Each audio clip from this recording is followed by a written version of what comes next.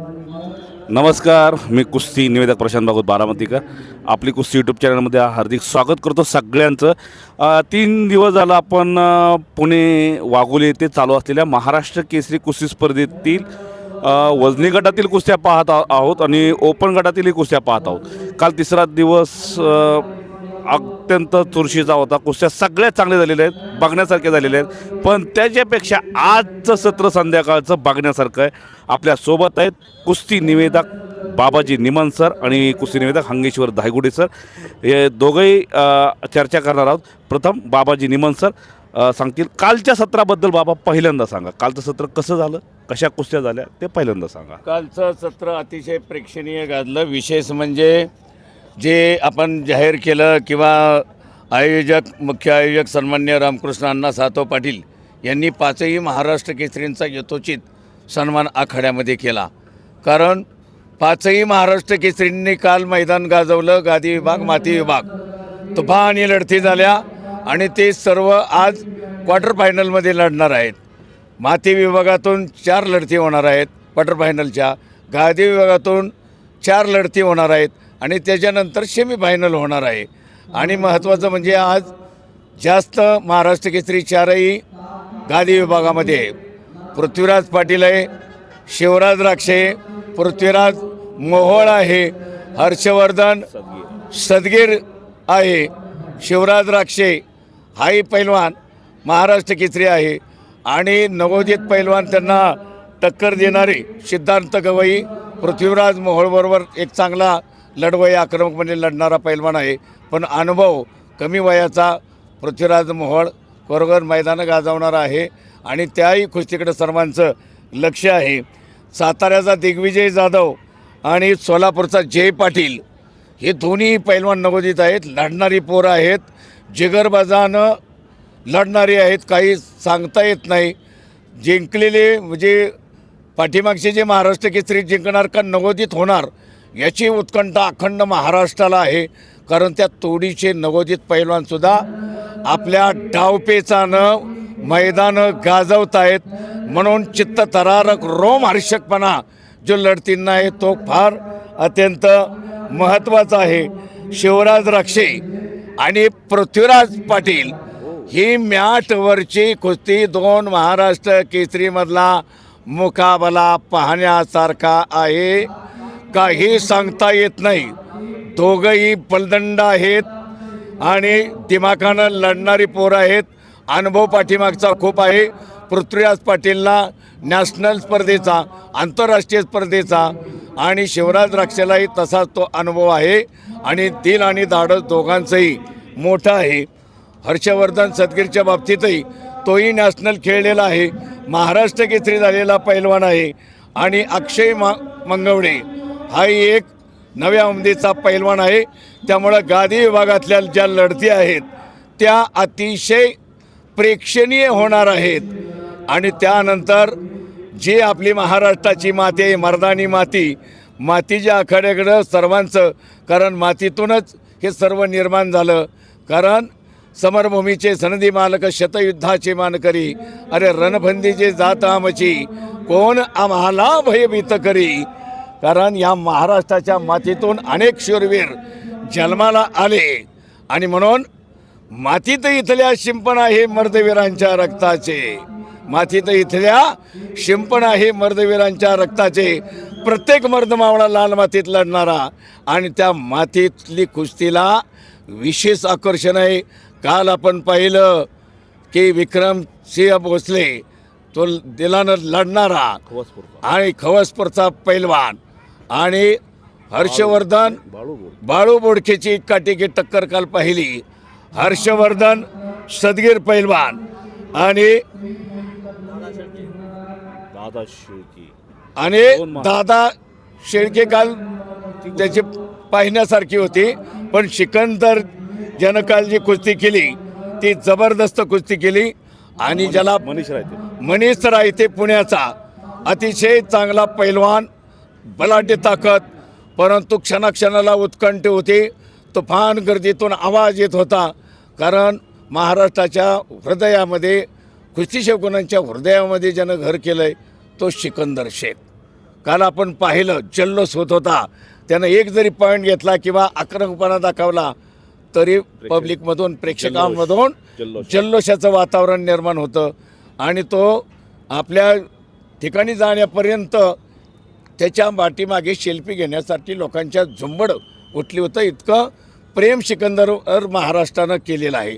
आणि त्याच मातीतून ज्याला महाराष्ट्राचा बाहुबली म्हटलं जातं, महेंद्र गायकवाड, एक बलदंड ताकदीचा शेर हिम्मत पैलवान आणि प्रबळ दावेदार असलेला महेंद्र गायकवाड, तोही आज लढणार आहे.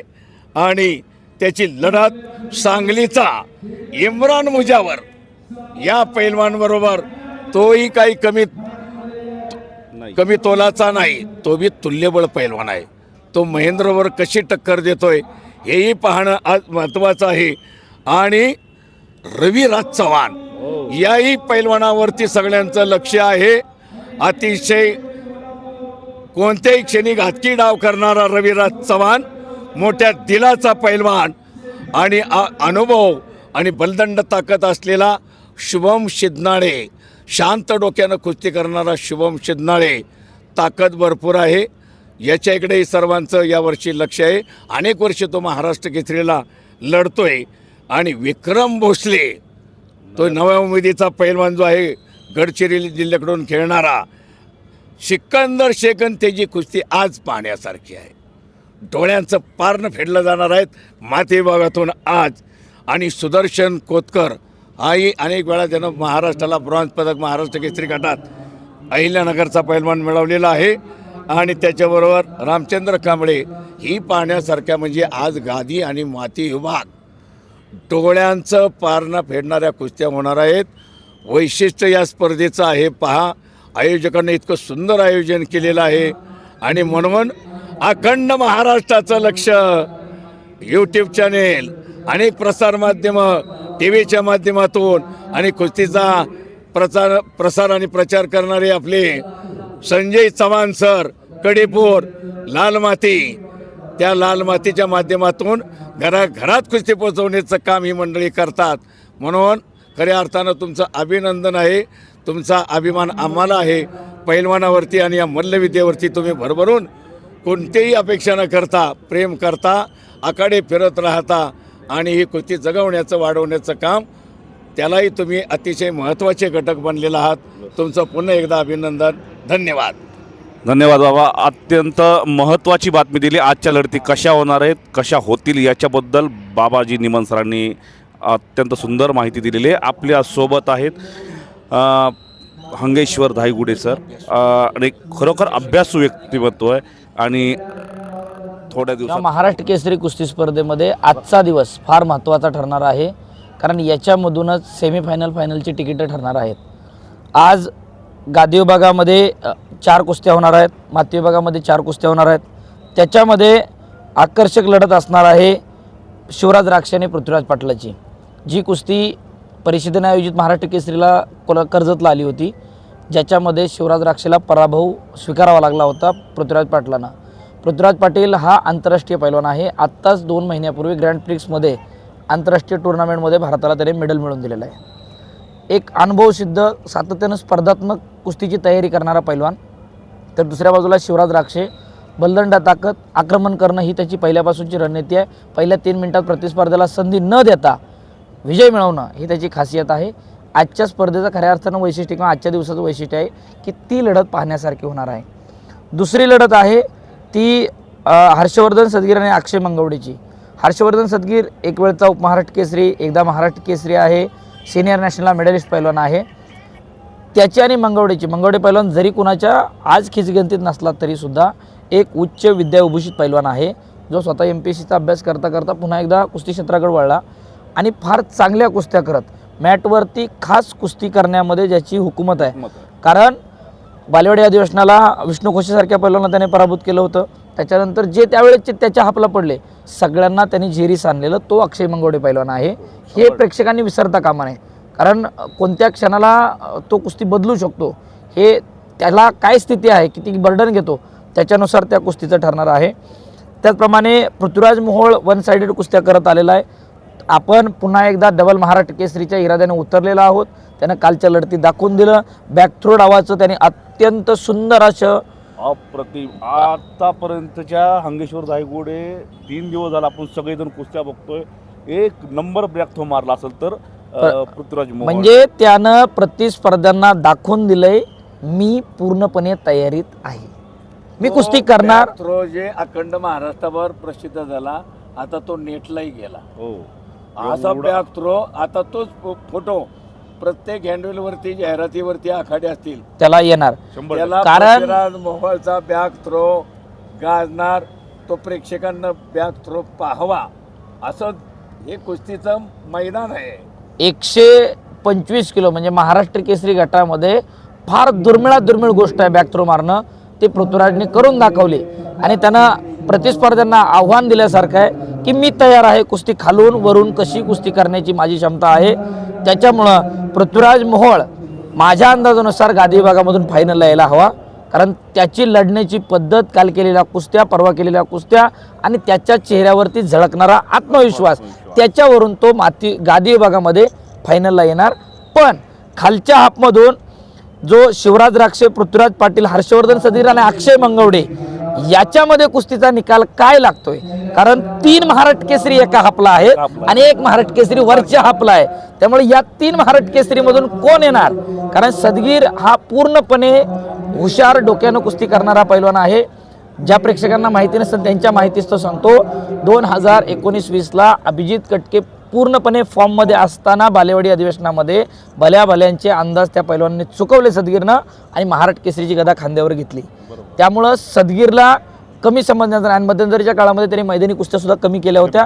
याच्यावरून काल त्यानं दाखवून दिले, दादा शेळकेला त्यानं पराभूत केला, एकदम सहज वन साईड हरवल्यासारखं. त्यामुळं हर्षवर्धन सदगीरचं त्या हाफमध्ये फार तगडं आव्हान असणार आहे. पृथ्वी पाटील समोर असणार आहे, शिवराज राक्षे समोर असणार आहे. शिवराजच्या कुस्त्या बघितलेल्या आहेत. 2 दिवस झाला आपण सगळेजण शिवराज राक्षेच्या कुस्त्या बघतोय. आला की नुसतं धुमाकूळच घालतोय. बरोबर, थांबणे त्याच्या रक्तातच नाही. 10-0 3 मिनिटाच्या आतमध्ये निकाल लावणं ही आजपर्यंतच्या शिवराजच्या जेवढ्या कुस्त्या तुम्ही बघा, सगळ्या महाराष्ट्र केसरी किंवा आतापर्यंतच्या जेवढ्या स्पर्धा त्याने खेळल्यात, 3 मिनिटाच्या आतमध्ये निकाल लावणं ही त्याची खासियत आहे. त्याच्यामुळे त्याचं ते 3 मिनिटं थोपवणं हे प्रतिस्पर्ध्यांना फार जड जाणार आहे. आजची कुस्ती कशी होईल काय वाटतं? आजची कुस्ती पृथ्वीराज पाटील आणि शिवराज राक्षे मागच्या वर्षी झालेली, पण आज काय होऊ शकतं? शेवटी आज झालेली गोष्ट, कारण इतिहासाच्या भग्नावशेषावरती भविष्य सांगता येत नसतं, त्याला वर्तमानात कष्टच करावं लागतं. मागच्या वर्षी हरवलं म्हणून यंदा हरवेल असं ग्राह्य धरता येत नाही, कारण काल केलेलं कष्ट आज कामाला येत असतं, काल केलेली मजा हे आजचं नुकसान करत असते. शिवराजनी मेहनत घेतलेली नक्कीच आहे. पृथ्वीराज पाटील पहिल्या 3 मिनिटात किती रोखण्यात यशस्वी होतो त्याच्यावर कुस्तीचं गणित अवलंबून आहे. दोन्ही पैलवान माझ्या फार जवळचे आहेत, परंतु पहिली 3 मिनिटं जर पृथ्वीराजने रोखलं तर कुस्तीचा निकाल काही लागू शकतो.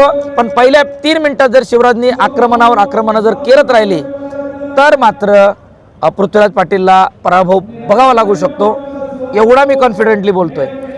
तर त्याचबरोबर मात्या आखाड्यात महाराष्ट्र केसरी सिकंदर शेख आणि विक्रमसिंह भोसले ही चांगला पैलवान आहे. कुमार महाराष्ट्र केसरी आणि एक नव्या दमाचा पैलवान आहे, तोही आक्रमक कुस्ती करतो. विक्रम सिंहला बघितल्यानंतर समाधान गोडकेची आठवण येते. 100%. कुस्ती कमी उंचीचा ठेंगण्या मूर्तीचा पैलवान आहे, परंतु सातत्यानं कुस्तीमध्ये आक्रमणं करणं, प्रतिस्पर्धेचे आक्रमणं थोपणं ही त्याची रणनीती आहे. कमी वयामध्ये प्रसिद्धीचा आलेला विक्रम भोसले, त्याला कमी लेखण्याचा प्रयत्न कोणत्याही पैलवानानं करू नये. नरसिंग यादव, समाधान गोडके ही उदाहरणं आहेत आपल्यासमोर की कमी वजन उंची असताना सुद्धा महाराष्ट्र केसरी होता येतं. पृथ्वी पाटील आहे आणि माती विभागातून रवी चव्हाण पण ते दाखवतोय. अगदी हंगेश्वर 100% सांगतो, दमा कसाचा अंदाज त्याच्या कुणाला लागलाच नाही, अजून नाही लागला, अजून लागला नाही. आणि आजच्या सत्रातल्या आणि उद्याच्या सत्रातल्या रविराज चव्हाणच्या कुस्त्या बघा, आणि तो जादू करणार म्हणजे करणार. सिकंदर शेख विक्रमसिंह भोसलेचा निकाल काहीही लागू शकतो. शेवटी कुस्ती आहे, 2 पायाची वावडी आहे, पण त्याच्यामध्ये निकाल काहीही लागू शकतो, कारण दोन्ही पैलवान हलून कुस्ती करतात. ओपनचा पैलवान जेवढा वाकून कुस्ती करेल तेवढी कुस्ती त्याला सोपी जात असते. विक्रमसिंह ठेंगणा आहे, कमरेत वाकून कुस्ती करतो. सिकंदरही कमरेत वाकून कुस्ती करतो, फक्त वजन आणि ताकद जास्त आहे. सिकंदर किती वेळ वाकून उभा राहणार याच्यावरती कुस्तीचं गणित अवलंबून आहे. ते आपण बरोबर आहे. आणि महेंद्र गायकवाडची कुस्ती उद्या आज इम्रान मुजावर बरोबर आहे, एक नव्या दमाचा पैलवान आहे सांगली जिल्ह्याचा इम्रान, तो सुद्धा महेंद्र बरोबर कडवी टक्कर देणार आहे. कारण त्यानं आत्ता जे हरवलेत, सिद्धेश पाटीलला हरवलंय, त्याच्यानंतर पार्थ पाटील मुंबई शहरच्या हरवलंय, ज्यांना ज्यांना त्यांनी हरवलंय ते सगळे चांगलेच होते. आज मैदानी कुस्तीमध्ये सगळे 1 नंबर 2 नंबरला लढणारे पैलवान आहेत, त्यांनी पराभूत केलंय. महेंद्रची कुस्ती सुद्धा फार चांगली बघण्यासारखी होईल आत्ताच्या फेरीमध्ये. त्याच्यानंतर सुदर्शन कोतकर, राम कांबळे. सुदर्शन गेल्या वर्षी महाराष्ट्र केसरीला इंजोर्ड झाला होता, दुखापत झाली होती, त्याच्यानंतर त्यानं मागच्या 4-5 महिन्यापासून कमबॅक केलेला आहे. त्यांनी फार काल चांगल्या कुस्त्या केल्या. सुदर्शन पाटलाला त्यांनी पराभूत केलं, त्याच्यानंतर शशिकांत जोमाळेला त्यानं पराभूत केलं. आणि आज रामचंद्र कांबळेवर कुस्ती आहे, जो रामचंद्र गेल्या वर्षी ब्रॉन्झ मेडलच्या मॅचमध्ये पराभूत झाला होता मॅट विभागामध्ये. यावर्षी तो मातीत खेळलेला आहे. त्यामुळं सुदर्शन कोतकरही खालून सेमीफायनलला येण्याची अपेक्षा आहे. सिकंदर शेख, विक्रमसिंह भोसलेचा निकाल आत्ता तरी प्रथमदर्शनी सिकंदरच्या बाजूने जरी दिसत असेल तरी प्रत्यक्षात कुस्तीमध्ये कोण किती लोड घेते त्याच्यावरती तो निकाल ठरणार आहे. इम्रान मुजावर महेंद्र गायकवाड या कुस्तीमध्ये महेंद्र पुढची फेरी गाठेल. तर शुभम शिंदे आणि रवी चव्हाण ही या स्पर्धेमधली माती विभागामधली एक प्रेक्षणीय कुस्ती होणार. त्याचं कारण आहे की रविराज चव्हाण अनेक दिवसानंतर स्पर्धेमध्ये उतरलेला आहे, लढतोय. 6 मिनिटं कुस्ती चालवणं, शेवटच्या क्षणापर्यंत कुस्ती करणं ही त्याची खासियत आहे. तर शुभम शिंदे ज्यानं हिंदू गर्जना केसरीमध्ये सिकंदर शेखला पराभूत केलं, थार गाडीचा मानकरी ठरला, बाबा त्या ठिकाणी पुकारायला होते. सांगायचं तात्पर्य एवढंच आहे की शुभम शिंदे हा ग्रेको रोमनचा महाराष्ट्र केसरी आहे गेल्या वर्षीचा. महाराष्ट्र राज्य कुस्ती संघाच्या वतीनं आयोजित बलदंड ताकदीचा आहे, कोल्हापूरचा आहे. आणि कोल्हापूरची खासियत आहे शेवटच्या क्षणापर्यंत कुस्ती करणं. कोल्हापूर विरुद्ध सोलापूर माती विभागामध्ये फार प्रेक्षणीय लढत होईल याची मी गोही प्रेक्षकांना देतो. अशा एकंदरीत या सगळ्या कुस्त्यांनी त्यांची वर्णनं आहे. त्याच्यामुळं आजचं सत्र खऱ्या अर्थानं रोमहर्षक होणार आहे. रामकृष्णांना सातव पाटील यांनी जी ही स्पर्धा घेतली त्याच्यामधून महाराष्ट्रातल्या पैलवानांचा दमखास खऱ्या अर्थानं लागलेला आहे. त्याच्यामुळं आज सायंकाळचं सत्र कुणी चुकू नका.